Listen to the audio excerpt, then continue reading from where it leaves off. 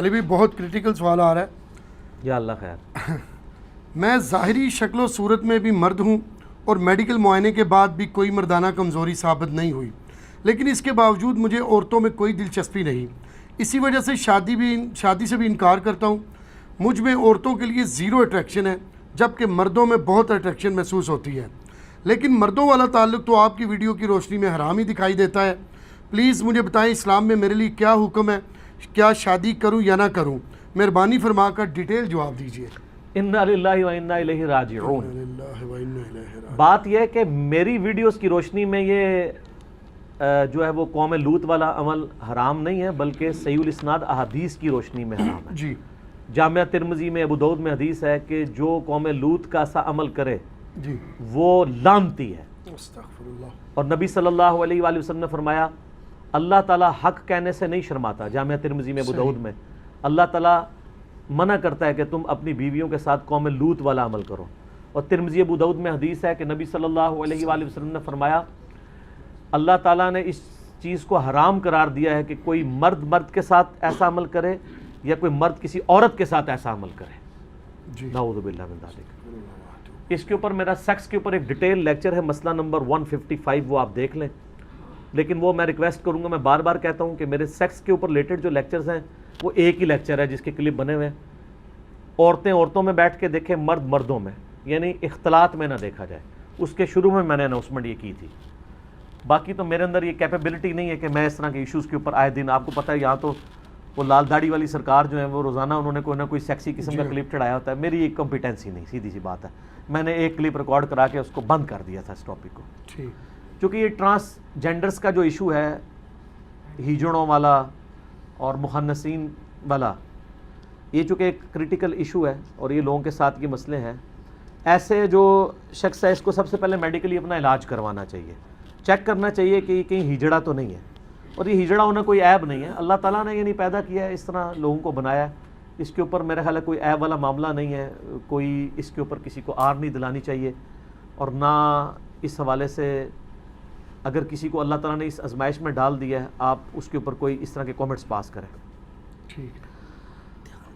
جو مخنث ہیں جی ان کے بارے میں آپ کو احادیث مل جائیں گی. ابو داؤد کے اندر ایک حدیث موجود ہے کہ نبی صلی اللہ علیہ وآلہ وسلم نے ایک ہجڑے کی آپ کو شکایت کی گئی کہ اس نے ہاتھ اور پاؤں میں مہندی لگائی، یعنی عورتوں کی مشابہت اختیار کی، تو آپ نے اس کو مدینہ شریف سے باہر نکال دیا. لیکن یہ روایت اصول محدثین پہ ضعیف ہے. البتہ اس کو سپورٹیو ایک حدیث ہے جو بخاری اور مسلم دونوں میں موجود ہے.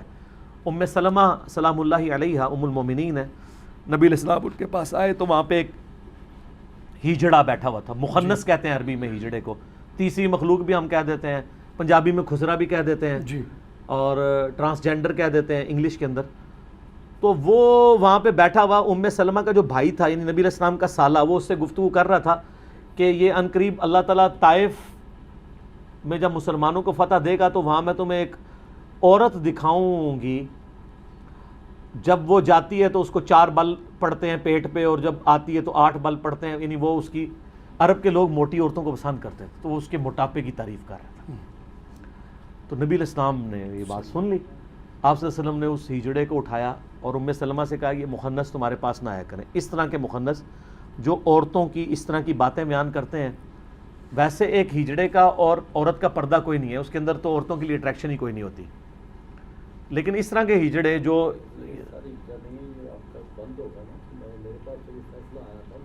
میں اس پہ بات کر رہا ہوں، ڈسکشن کرتے ہیں. اس طرح کی جو چیزیں ہیں نا جی، وہ یعنی جو اس قسم کے ہجڑے ہیں ان کو تو عورتوں کے پاس بیٹھنے کی مخنثین کو اجازت نہیں ہے جی. باقی جس طرح یہ کہہ رہے ہیں نا وہ لوگوں کے ایشوز بھی ہوتے ہیں، اس طرح کے لوگوں نے آپریشن کروائے ہوتے ہیں، بعض لوگوں نے کمائی کا ذریعہ بنانے کے لیے بھی بنے ہوئے ہیں، وہ ایک علیحدہ بات ہے، ہم اس کو فی الحال ڈسکس. اچھا ٹھیک ہے. تو اس میں یہ جو ایشو یہ بتا رہے ہیں نا، اس میں ان کو بالکل شادی نہیں کرنی. انہوں نے شادی کے بارے میں پوچھا ہے، ظاہر ہے نا مرد کو تو شادی کی اجازت نہیں ہے کیونکہ وہ تو عورت کے قابل ہی نہیں ہے. پہلے تو عورتیں خاموش ہو جایا کرتی تھیں، اب تو عورتیں خاموش نہیں رہتی ہیں اور اس کی وجہ سے پھر بعد میں بھی کافی لڑائی جھگڑے بھی شروع ہو جاتے ہیں. اور عموماً اولاد جو نہیں ہو رہی ہوتی زیادہ تر کیسز میں مردوں کے کمزوری پائی جاتی ہے جی. لیکن وہ عورتوں کے سارے ٹیسٹ عورتوں کے کروائے جا رہے ہوتے ہیں. اور الٹیمیٹلی خرابی مرد کے اندر نکلتی ہے. کئی عورتیں ہیں جنہوں نے پوری پوری زندگیاں اسی طریقے سے گزارتی ہیں اور بعد میں یہ نہیں پتہ چلا کہ اس طرح کا مسئلہ تھا. تو ایسی عورت کی بھی ذمہ داری ہے کہ اگر مرد میں کوئی اس قسم کا عیب موجود ہے پہلے تو میڈیکلی علاج کروایا جائے. اگر علاج پاسبل ہو، بعض اوقات نفسیاتی بیماری بھی ہوتی ہے جس کی وجہ سے ریلیشن شپ ڈیولپ نہیں ہوتا. میں ذرا کوڈ ورڈز میں بات کروں گا اور یعنی کیونکہ ہر قسم کے لوگوں نے یہ ویڈیو دیکھنی ہوتی ہے، تو ایسے لوگوں کو پھر علاج کروانا چاہیے. کسی یعنی میڈیکل اسپیشلسٹ سے رابطہ کریں جو اس فیلڈ کے اندر ہے. اور اگر پھر ڈکلیئر ہو جاتا ہے کہ اس طرح کا ایشو ہے تو پھر ٹھیک ہے، ان کے لیے تو ٹیشن نہیں ہے. رہا باقی مردوں میں ٹیشن والا مسئلہ تو ویسے ہی حرام ہے. صبر کریں. صحیح بخاری میں حدیث موجود ہے، مسلم میں بھی ہے، اے نوجوانوں کے گروہ نکاح کرو جس میں نکاح کی استطاعت نہیں ہے، وہ روزے رکھ کر اپنی شہوت کو ٹھنڈا کرے. نکاح کرنا آنکھوں کی حفاظت کا ذریعہ ہے اور اپنی عصمت اور عفت کی حفاظت کا ذریعہ ہے.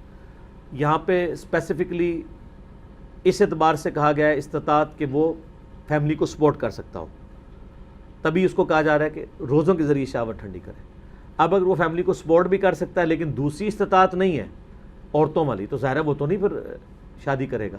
اور اگر مردوں والا معاملہ ہے تو ظاہر ہے وہ خوف خدا کرے اور اس گناہ سے توبہ کرے، اپنا میڈیکل علاج کروائے اور روزے رکھ کے اپنے معاملات کو سیدھا کرے، اللہ کی طرف رہے. عموماً ایسے لوگوں کا اٹھنا بیٹھنا ہی ایسے لوگوں کے ساتھ ہوتا ہے کہ ان کو لت پڑی ہوئی ہوتی ہے.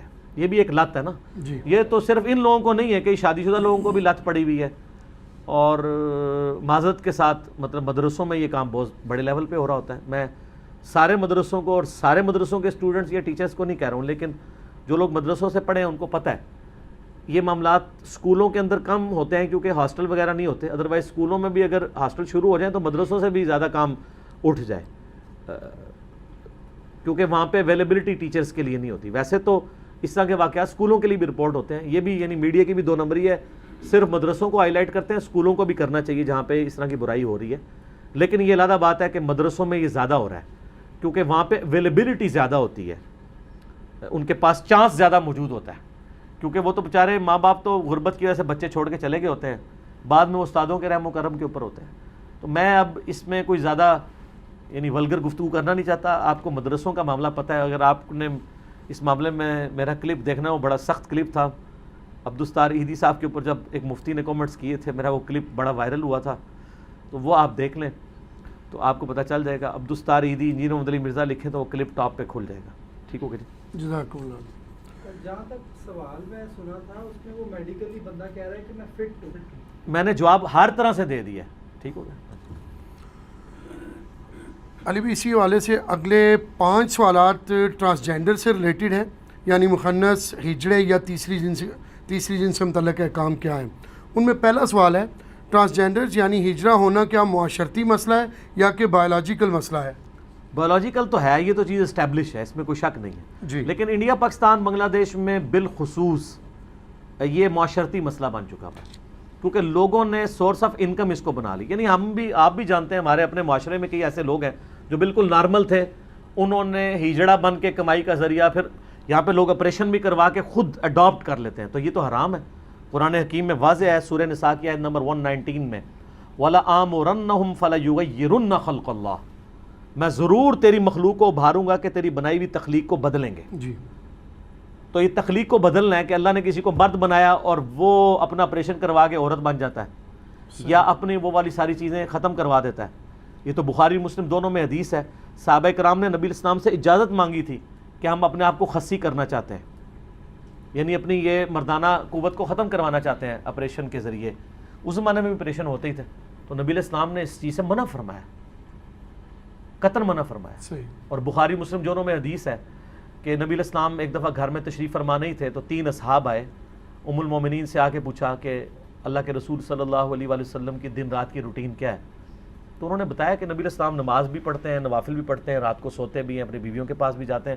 تو انہوں نے نبی صلی اللہ علیہ وآلہ وسلم کی عبادت کو ہلکا جانا. تو انہوں نے، ان میں سے ایک نے کہا کہ نبی الاسلام تو بخشے بخشائے ہیں، میں تو روزانہ روزہ رکھا کروں گا. دوسرے نے کہا میں روزانہ پوری رات جاگ کے نفل پڑھوں گا. تیسرے نے کہا میں شادی نہیں کروں گا، شادی کر کے تو جھنجھٹ پالنے والی بات ہے، میں اللہ کی عبادت میں وقت گزاروں گا. یہ تینوں سٹیٹمنٹ دے کے وہاں سے چلے گئے. تو نبی صلی اللہ علیہ وآلہ وسلم جب واپس آئے تو ان تینوں کے بارے میں بتایا گیا. آپ صلی اللہ علیہ وآلہ وسلم جلال میں آپ فرمایا بلاؤ ان کو. بلایا گیا. آپ فرمایا اللہ کی قسم میں تم سے زیادہ اللہ کا تقوی رکھتا ہوں. بے شک. یعنی تقوی کی نشانی یہ کام نہیں ہے. جی ہاں. یہ لادہ بات ہے کہ آپ کہتے ہیں کہ بزرگ نے 40 سال تک عشاء سے فجر پڑھی. یہ متقی ہونا نہیں ہے, یہ سرکس ہے. آپ علیہ السلام نے فرمایا کہ میں رات کو سوتا بھی ہوں, جاگتا بھی ہوں, اپنی بیویوں کے پاس بھی جاتا ہوں, میں نفلی روزے رکھتا بھی ہوں, چھوڑ بھی دیتا ہوں, اور نکاح تو میری سنت ہے. جس نے میری سنت سے اغراض کیا اس کا مجھ سے کوئی تعلق نہیں ہے. جو آپ کے نکاح پڑھاتے وقت حدیث پڑھی جاتی ہے, نکاح سنتی فمن رغب عن سنتی فلیس منی. اس کو سپورٹیو ایک اور حدیث ہے بخاری و مسلم میں. عبداللہ بن عمر بن عاص کی جب شادی ہوئی تو ان کی بیوی کی شکایت نبی صلی اللہ علیہ وآلہ وسلم تک پہنچی کہ یہ پوری رات نفل پڑھتا ہے, بیوی کو ٹائم نہیں دیتا. آپ صلی اللہ علیہ وآلہ وسلم نے بلا کر سیدنا عبداللہ بن عمر بن عاص کو ڈانٹا اور فرمایا عبداللہ اگر روزانہ رات کو جاگے گا تو آنکھیں اندھی ہو جائیں گی تیری. آپ کے بزرگ کہتے ہیں جی وہ ابو بکر شبلی جو تھے جنید بغدادی کے خلیفہ کے مرشد, وہ سری سختی کے تھے نا مرید آگے ابو بکر شبلی اور جنید بغدادی.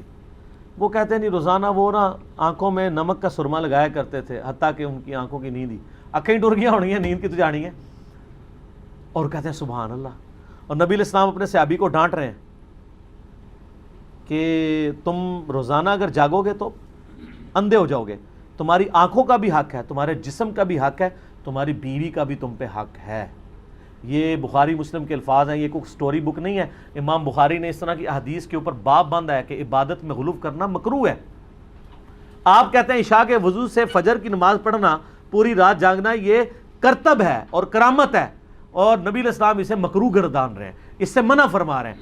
اولیاء اللہ وہ نہیں ہوگا جو نبی علیہ السلام کے طریقے سے ہٹ کے. پھر آپ فرمایا تم روزانہ روزہ کیوں رکھتے ہو؟ اللہ کو روزانہ روزہ رکھنے والا تو ایسا ہے گویا اس نے روزہ رکھا ہی نہیں.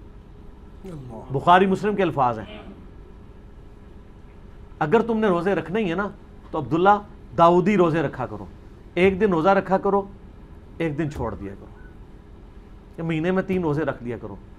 ان کا نہیں یا رسول اللہ 3 روزے نہیں, میں زیادہ استطاعت رکھتا ہوں. الٹیمیٹلی آپ فرمایا چل ایک دن رکھا کر, ایک دن چھوڑ دیا کر. جب وہ بوڑھے ہو گئے نا, بخاری مسلم میں الفاظ ہیں, وہ کہتے ہیں مجھے اب یاد آ رہا ہے میں 3 پہ اکتفا کر لیتا, کیونکہ بخاری مسلم میں حدیث ہے جو مہینے میں 3 روزے رکھتا ہے وہ گویا ایسا ہے جیسے ہمیشہ روزے رکھنے والا ہے. اور اس سے بھی آسان طریقہ صحیح مسلم میں جو رمضان کے روزے رکھے اس کے بعد 6 روزے شوال کے رکھ لے, چاہے کنزیکٹیو ساتھ رکھے چاہے پورے مہینے میں سکیٹرڈ کر کے رکھے. اور یہ بھی ضروری نہیں کہ ایک فوراً بعد رکھے اور باقی بعد میں رکھ لے, نہیں, جب مرضی رکھے تو اس سے گویا ایسا ثواب ملے گا کہ ہمیشہ روزہ رکھنے والا ہے, کیونکہ پوری زندگی وہی عمل کرتا رہے. تو یہ آسانیاں دین کے اندر دی گئی ہیں. اس طرح کے معاملات کر کے اور ایسے طریقے کرنا, یہ لوگ معاشرتی مسئلہ, بایولوجیکل سے زیادہ معاشرتی مسئلہ ہے. باقی یہ چیز ظاہر ہے میڈیکلی اسٹیبلش ہے کہ ایسے لوگ ہوتے ہیں, لیکن یہ ایسے لوگ بہت کم ہوتے ہیں. اس لیے قرآن و سنت میں آپ کو ایز سچ ان کے احکامات نہیں ملیں گے جی, کیونکہ یہ 0.00001% بھی نہیں ہے انسانیت کا. زیادہ تر اڈاپٹیڈ لوگ ہیں جنہوں نے یہ ساری چیزیں اڈاپٹ کی ہوئی ہیں. باقی جو اس طرح کے ایشوز ہیں تو پھر وہ دیکھا جائے گا. ان میں بھی یعنی 2 ٹائپس ہوتی ہیں, جو واقعی اوریجنل ہجڑے یا مخنث عربی میں کہتے ہیں یا ٹرانسجینڈر ہیں. جو اوریجنل والے ہوں گے نا وہ ان میں بھی پھر ڈویژن ہوتی ہے, کچھ مردوں کے زیادہ قریب ہوتے ہیں, کچھ عورتوں کے زیادہ ہوتے ہیں. تو اس اعتبار سے پھر ان کے احکامات دیکھے جائیں گے. ٹھیک ہے, جزاکم اللہ. اسی زمانے اگلا سوال علی بھی آ رہا ہے, ٹرانسجینڈر یعنی ہجڑا کی کتنی اقسام ہیں اور اس کا فیصلہ کون کرے گا؟ ہاں, اس کا فیصلہ ڈاکٹر کرے گا, علماء سے نہیں کروانا آپ نے, کیونکہ علماء کا جو چیک کرنے کا طریقہ ہے وہ بہت خطرناک ہوگا, وہ آپ نہیں متحمل اس کے ہو سکتے. تو آپ یہ چونکہ فیلڈ ہی ڈاکٹروں کی ہے, جیسے غامدی صاحب نے کہا تھا کہ چاند دیکھنے کا کام مولویوں کا ہی نہیں ہے. وہ تو مطلب جو لوگ یہ انسٹرومنٹس یوز کر سکتے ہیں, محکمہ موسمیات سے تعلق رکھتے ہیں, ان لوگوں کا کام ہے. ٹھیک ہے, ہاں علماء مطلب ان کو شرعی مسئلہ ضرور بتائیں گے, باقی ایکسپرٹیز تو ان کی ہیں. اور میرا ایک معصومانہ سوال ہے کہ آپ کے جب مریض بیمار ہوتے ہیں آپ تو اٹھا کے بزرگوں کے پاس لے جاتے ہیں, بزرگ جب بیمار ہوتے ہیں ان کو آپ آغان لے جاتے ہیں, ان کو بھی اٹھا کے کسی مزار پہ لے جایا کریں نا. جی, کتنے بزرگوں کے پیشاب بند ہوتے ہیں یا ان کے گردے فیل ہوتے ہیں تو ڈائلسس پہ وہ شفا انٹرنیشنل میں اور آغا خان میں لگے ہوتے ہیں. آپ کے جب ڈائلسس پہ آتے ہیں آپ جا کے قبروں کی مٹی چٹوا رہے ہوتے ہیں. کتنی بڑی دو نمبری ہے ان کی. ان کو کیوں نہیں قبروں کی مٹی چٹواتے ہیں؟ ان کو کیوں ہاسپٹلس میں داخل کرواتے ہیں؟ اسی کہ اس وقت یہ صحیح بات کر رہے ہوتے ہیں کہ بھئی یہ فیلڈ ہے ڈاکٹروں کی، ڈاکٹروں کے پاس جا کے علاج کرائیں گے. نبی علیہ السلام بخاری مسلم میں کتنی حدیث ہیں، صحابہ کرام کو جب بیماریاں ہوتی تھی تو طبیبوں کے پاس بھیجتے تھے جس کی فیلڈ ہے. یہاں ان کی یہ فیلڈ ہی نہیں ہے.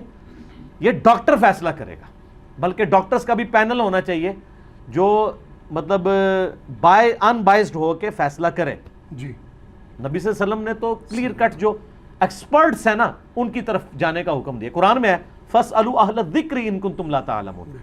اگر تمہیں علم نہیں ہے تو اہل علم سے پوچھو، اہل ذکر سے. جو فیلڈ ہے، جیولوجی کی بات ہے جیولوجسٹ بتائے گا، اسٹرونومی کی بات ہے اسٹرونومی کی فیلڈ کا اسٹرونومر بتائے گا.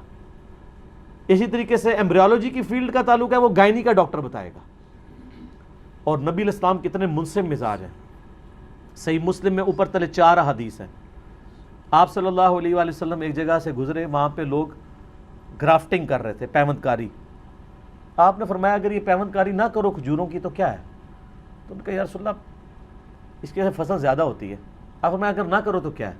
بس اتنا کہہ کے چلے گئے. آپ نے کوئی مشورہ نہیں دیا کہ ضرور کرو یا نہ کرو. انہوں نے اس سال وہ گرافٹنگ نہیں کی، ان کی فصل کم ہو گئی. وہ شکایت لے کے نبی علیہ السلام کے پاس آ گئے، کہا یا رسول اللہ ہم نے اس دفعہ پیوند کاری نہیں کی ہے تو فصل کم ہوئی ہے. تو آپ علیہ السلام فرمایا میں نے تمہیں منع تو نہیں کیا تھا، یہ میرا ایک مشورہ تھا دنیاوی طور پہ. اور آپ علیہ السلام نے ساتھ ارشاد فرمایا اگر میں کوئی بات اللہ کے ریفرنس سے تمہیں دین کی بتاؤں وہ ماننا تم پہ واجب ہے. اگر میں اپنے دنیاوی ایکسپیرینس سے تمہیں کوئی تمہارے دنیاوی معاملات میں بات بتاؤں تو انتم اعلم بامر دنیاکم، تم دنیا کے کاموں کو مجھ سے بہتر سمجھتے ہو. ظاہر ہے نبی علیہ السلام کی وہ فیلڈ نہیں ہے. جی نبی صلی اللہ علیہ وسلم ہمیں ایٹم بم بنانے کا فارمولہ تو نہیں دیں گے. آپ کی جو فیلڈ تھی اس طرح کی ایکسپرٹیز تھی بھیڑ بکریاں چرانا، وہ تو ٹھیک ہے. لیکن عرب کے لوگوں سے اگر یہ پوچھا جائے کہ بھینس کی عادتیں کیا ہیں، وہ تو آپ کو کوئی سیابی بھی نہیں بتا سکے گا، کیونکہ وہاں کا جانور تو گائے ہے. گائے اور بھینس کے نخرے ہی ڈیفرنٹ ہیں. بھینس تو بڑا لاڈلا جانور ہے، تو چھوٹی چھوٹی بات پہ بیمار ہو جاتا ہے. صحیح. گائے ٹف ہے. ٹھیک ہے. تو انتم اعلم بامر دنیاکم، تم دنیا کے کاموں کو بہتر سمجھتے ہو. اسی طریقے سے میڈیکل ایشوز جو ہیں ان کے اوپر آپ نے ایکسپرٹ سے رابطہ کرنا ہے. ٹھیک ہو گیا. جزاک اللہ. علی بھی اگلا سوال ہے ٹرانسجینڈرز یا ہجرا کو وراثت میں حصہ کس حساب سے ملے گا؟ وہ میڈیکلی اگر یہ ڈیسائیڈ ہو جائے کہ یہ مردوں کے زیادہ قریب ہے تو مردوں کے اعتبار سے حصہ ملے گا، اور اگر عورتوں کے زیادہ قریب ہے تو عورتوں کے اعتبار سے. ظاہر ہے اس کے اوپر قیاس اور اجتہاد ہوگا، اور اس میں فقہا نے یعنی کافی زیادہ کام کیا. فقہ حنفی میں بھی آپ کو مل جائے گا، بار شریعت کے اندر بھی آپ کو یہ سارے مسائل مل جائیں گے. قرآن و سنت میں بنیادی چیزوں سے ان چیزوں کو اخذ کیا گیا ہے، اور یہ اسلام کی خوبصورتی ہے کہ اس نے اس کو اجتہاد پہ چھوڑا ہے. اگر اس کو ڈیفینیٹ بتا دیتا ہمارے لیے مصیبت کھڑی ہو جاتی. یہ اکثر لوگ کہتے ہیں قرآن حدیث میں یہ مسئلہ کہاں لکھا ہوا ہے، وہ جان بوجھ کے نہیں لکھا ہوا. اجتہاد اسلام کی خوبصورتی ہے، قیامت تک جاری رہے گی. جی اگر فکس ہو جاتا تو آپ کے لیے مصیبت کھڑی ہو جاتی. اور اس کی اصل وہ حدیث ہے بخاری و مسلم دونوں میں ہے کہ نبی صلی اللہ علیہ وآلہ وسلم نے فرمایا کہ عصر کی نماز نہیں پڑھنی مگر بنو قریظہ میں جا کر. اب صحابہ کرام جب جا رہے تھے راستے میں عصر کی نماز قضا ہونے لگی، مغرب کا وقت آ گیا. کچھ صاحب نے نماز پڑھ لی، کچھ نے جا کے بنو قریظہ کے قلعوں کے پاس جا کے قضا کر کے پڑھی. جنہوں نے پڑھ لی انہوں نے کہا کہ حضور کا مطلب یہ تھا جلدی پہنچنا ہے، یہ نہیں کہا تھا کہ نماز ہی چھوڑ دینی ہے. دوسروں نے کہا نہیں آپ کے الفاظ تھے کہ وہاں پڑھنی ہے. دونوں نے 180 ڈگری ڈیسیژن کیا. بخاری مسلم کے الفاظ ہیں یہ شکایت نبی صلی اللہ علیہ وآلہ وسلم کے پاس آئی تو آپ صلی اللہ علیہ وآلہ وسلم نے دونوں کو کچھ نہیں کہا. حالانکہ تھیم کو فالو کیا تھا انہوں نے ہی جنہوں نے نماز قضا ہونے سے بچا لی تھی. دوسروں کو بینیفٹ آف ڈاؤٹ اس لیے دے دیا گیا کہ انہوں نے ظاہری الفاظ پہ عمل کیا. ٹھیک ہے. تو اجتہاد کے معاملات میں بھی مسلمانوں کو بینیفٹ آف ڈاؤٹ دیا گیا ہے کہ آپ اس طرح کے معاملات کو اجتہاد کر لیں. اگلے دن سوال ہے یہ بتائیں جی وہ اگر کوئی چاند پہ چلا جائے تو وہ نماز کس طرح منہ کر کے پڑھے گا؟ تو میں پھر ان سے پہلے میں نے ان کو پھکی دی کہ مقلد تو آپ ہیں، ذرا امام حنیفہ سے پوچھ کے بتائیں. ان کے زمانے میں تو کسی نے سوچا ہی نہیں تھا چاند پہ جائے گا. تو اگر میں یہ مسئلہ حل کر دوں تو پھر آپ سب حنفیوں کو میرا مقلد ہونا پڑے گا. یہ میں جوک کے طور پہ کہہ رہا ہوں. تو میں نے بتایا کہ بھئی بڑا آسان ہے کہ آپ جب چاند پہ جائیں تو آپ پتہ ہے چاند پہ جا کے زمین اسی طریقے سے نظر آ رہی ہوتی ہے جس طرح یہاں سے چاند، صرف سائز بڑا ہوتا ہے. تو چاند پہ کھڑے ہو کے جس طرف آپ کو زمین نظر آ رہی ہے اس طرف منہ کر کے نماز پڑھ لیں. قبلہ ادھر ہی ہوگا، کیونکہ اتنے کلومیٹر دور قبلہ بالکل لوکیٹ ہوگا، کیونکہ جب آپ اتنی لمبی آپ ایک لینتھ میں آ جائیں گے اس میں انچز کا کوئی فرق نہیں ہوتا. تو مسئلہ میں نے حل کر دیا نا جی. تو پھر ہو جاؤ میرے مقلد اور ایک بار جھوم کے کہہ دو کہ نہ میں وہابی نہ میں بابی، میں ہوں مسلم علمی کتابی. خام خواہ کہانیاں بنائی ہیں. او جی ریل گاڑی میں نماز، اچھا ریل گاڑی میں نماز کس بزرگ نے بتائی ہے؟ آپ کے بزرگ تو ریل گاڑی کے روکتے ہی رہے ہیں. وہ کہندے نے جناب ایک بزرگ اتنے انجن نہیں سی رکدا اتنے ٹرین دا، انہاں نگاہ ماری انجن چھالا ماردا سی اتنے ہی، اگے نہیں سی ٹردا. انہاں سمجھا ایک گھوڑا ہے، ان کو پتہ نہیں انجن اگر ایسے چھالے مارے تو وہ پٹری سے نیچے گر جائے گا. ٹھیک ہے، تو آپ بتائیں بزرگوں نے روکی ہے. جن بزرگوں کو یہ زوم ہے نا کہ وہ انجن روک سکتے ہیں، یہ سارے کے سارے بزرگ جو ہے نا وہ ان کو سامنے صرف انجن کی پٹری کے آگے بٹھا دے، 120 کی رفتار میں ریل کار ہم لے کے آتے ہیں، روک کے بتائے کوئی. کہانیاں بنائی ہیں اس طرح کدھر کو روک سکتا ہے خام خواہ. اچھا پھر بزرگ ہر جگہ بھی آ جاندے نے، کہندے نے مڑ مڑ کے ساڑے بزرگاں نوں رگڑدا. کہ کریے بزرگاں نے خرابی بڑی وڈی لیول دی پائی ہے. جب تک کتے کو آپ کنویں سے نہیں نکالیں گے ڈول نکالنے سے پاک نہیں ہوگا.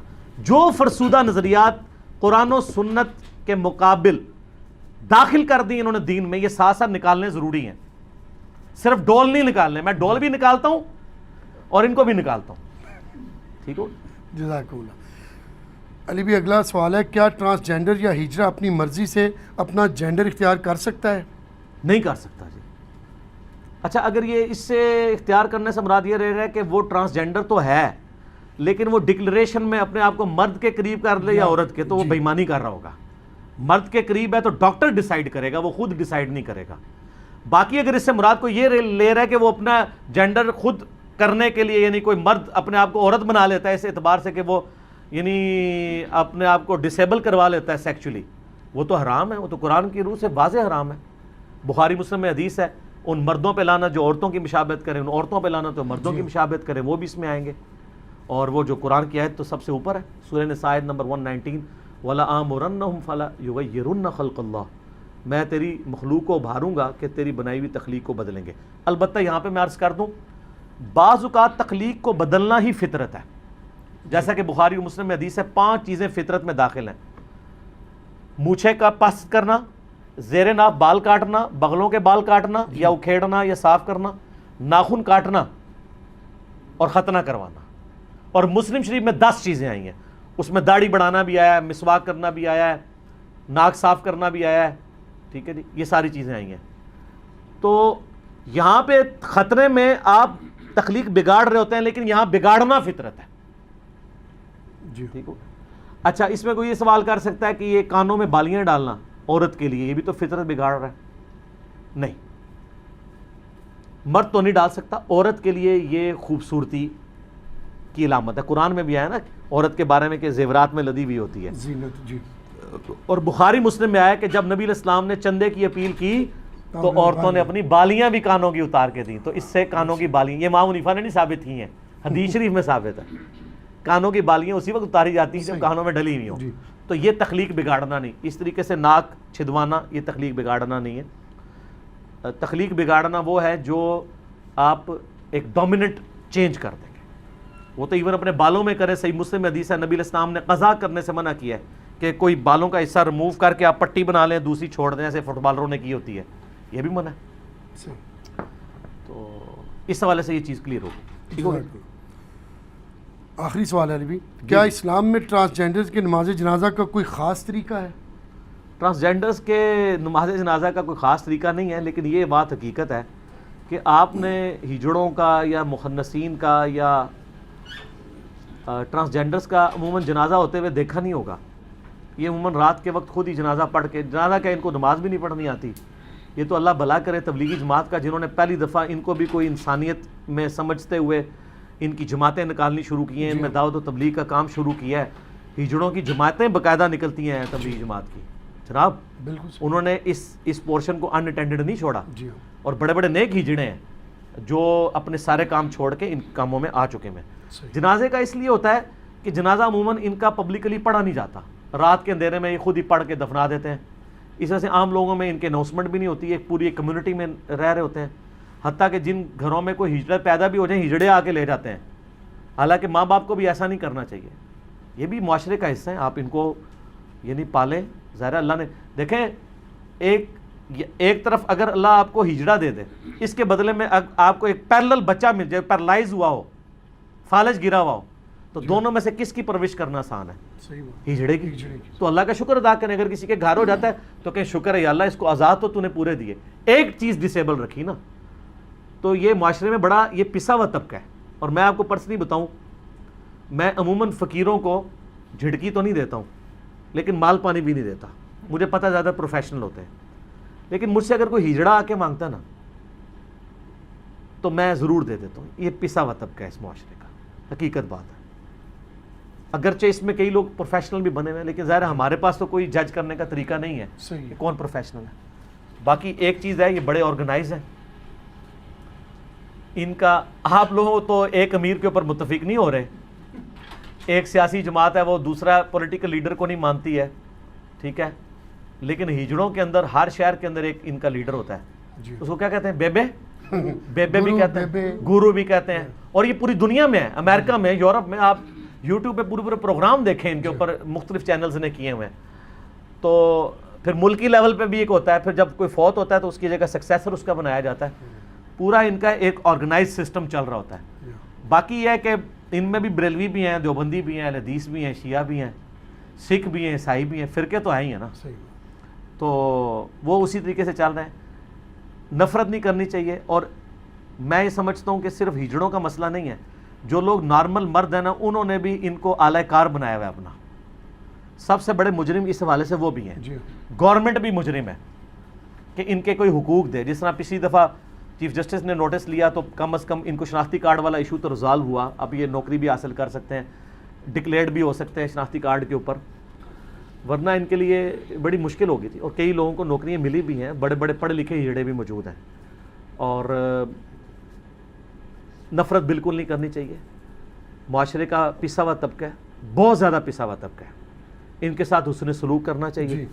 یعنی میں اس ویڈیو کی وساطت سے، چونکہ میرا پیغام پوری دنیا میں لوگوں تک پہنچتا ہے. باقی آپ کسی کے میڈیکل ٹیسٹ کروانے کے پیچھے درپے نہ ہو، وہ اس کا معاملہ ہے، اللہ کا معاملہ ہے. کسی کے گھر پیدا ہو جائے وہ ہجڑوں کے حوالے نہ کرے کہ اس کو وہ برائی میں ڈال دیں گے، وہ اسی قسم کی وہ قوم لوط والا عمل شروع کر دیں گے. اس کا وبال بھی آپ کے اوپر ہوگا. پالیں. کئی لوگ ہیں جنہوں نے بچے پالے ہیں، لیکن بعد میں یہ ظلم بھی نہ کریں کہ ایسے بچوں کی آپ شادی کرا کے لوگوں کو آزمائش میں ڈال دیں، لوگوں کی بچیاں جو ہیں وہ آزمائش میں ڈال دیں. ایسا بھی نہیں ہونا چاہیے، ورنہ مصیبت کھڑی ہو جاتی ہے.